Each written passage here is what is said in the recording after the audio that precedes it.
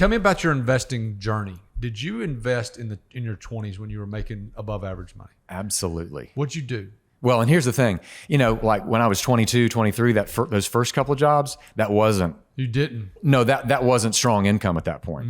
But even though it wasn't strong income, I started with a Roth IRA when I was 22 years old, and my wife did too.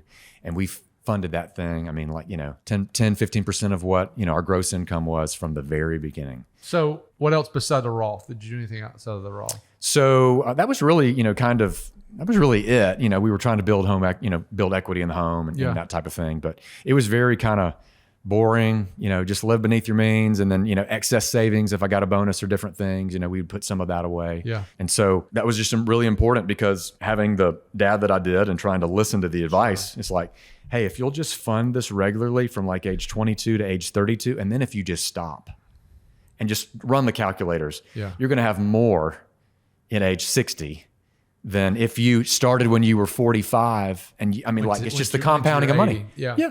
So tell me about this. Why did you not put it in something that you could have access to then, that you could have access to 5 years down the road, as opposed to something that you can't have access to until you're 59 and a half? Right.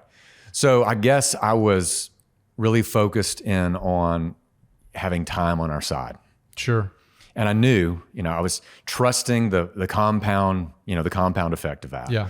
And I didn't feel at the time that I had any other big dollars to do anything else. Yeah. It's not like I had $50K that I could just say, I'll just take this and put into this, put into that, or that kind of thing. Now along the way, I did get into some real estate flipping. Oh, perfect. Tell me about that. And when was this? When did you get into real estate flipping? So I actually officed with some people who were doing that.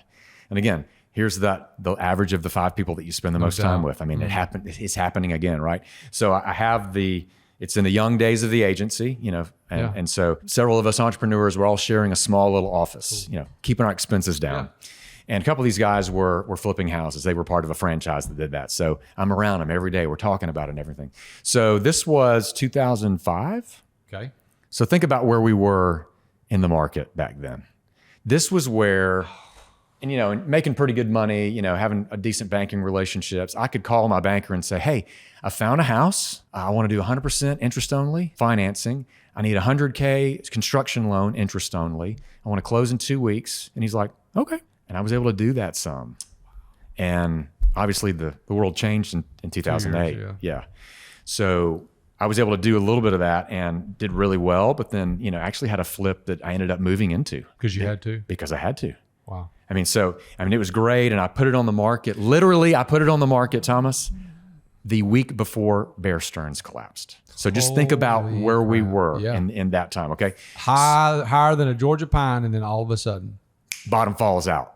So I look at my wife and I said, we got 2 mortgages now. And so it's all great, when all the whole flipping thing happened. So in faith, I said, I think we need to put our house on the market, as well as the one where we were living in Inverness, as well as this flip that we've got. And let's just see which one sells first. Well, fortunately, that's smart. Fortunately, the house where we were living sold within 3 weeks for pretty close to asking. Pretty close. And you had equity. And we had equity. And so we were able just to take that and then move into the flip. And we spent there, 4 or 5 years, and then eventually sold it.